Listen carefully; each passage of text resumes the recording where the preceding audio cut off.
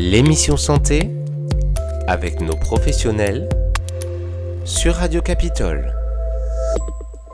Docteur Catherine Solano, bonjour. Bonjour Claire. Je rappelle que vous êtes médecin sexologue. Vous allez aujourd'hui nous parler du déni de grossesse. Qu'est-ce que c'est exactement que ce déni ?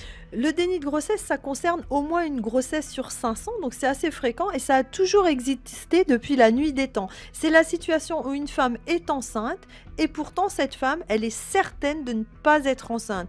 Pour elle, la grossesse, c'est impossible, donc elle se dit « je ne suis pas enceinte ».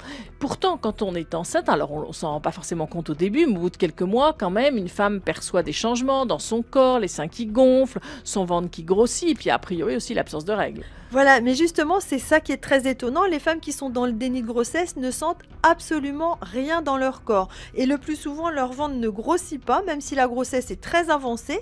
Il y a des femmes qui ont près de 9 mois de grossesse et elles sont toujours plates, elles sont minces. Et s'il y a des signaux dans leur corps, en tout cas, elles ne les perçoivent pas tellement elles sont persuadées de ne pas pouvoir être enceintes. On dit quelquefois ces femmes vivent une grossesse physique, mais elles ne vivent pas une grossesse psychique. Mais tout de même, l'entourage, le mari, la famille, les amis, même si la femme ne pense pas être enceinte, ils peuvent finir par le voir.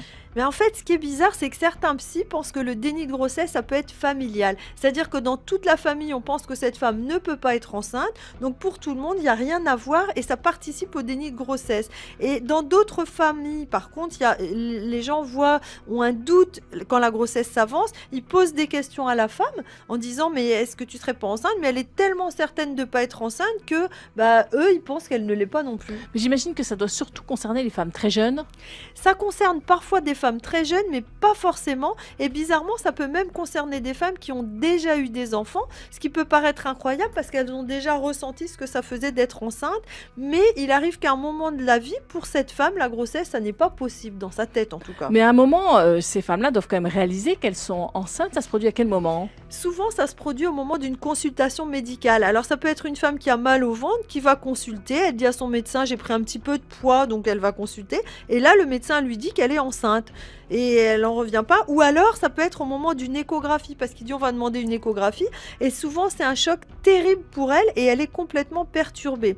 Et ce qui se produit souvent à ce moment-là, c'est que son ventre grossit en quelques instants ou en quelques heures. Elle réalise alors qu'elle est bien enceinte et qu'elle a un enfant dans son ventre. Et ça peut se produire très tard, parfois au moment des contractions de l'accouchement. Moi, j'ai déjà vu une jeune femme arriver à la maternité et accoucher dans la matinée. Elle venait d'aller voir son médecin traitant qui lui a dit « mais vous êtes en train d'accoucher » et elle ne savait pas qu'elle était enceinte. J'imagine que du coup, cette femme, elle a besoin de soutien et du soutien de son entourage. Oui, c'est très important de l'accompagner, d'être là et surtout de l'aider à créer un lien avec son enfant et aussi de l'aider à se soigner psychologiquement parce que quand on vit un déni de grossesse, c'est signe qu'il y a quelque chose qui n'a pas fonctionné dans le mental, psychiquement. Ça peut être par exemple que la femme s'est coupée de ses sensations physiques pour se protéger d'un traumatisme sexuel comme une agression sexuelle dans l'enfance par exemple.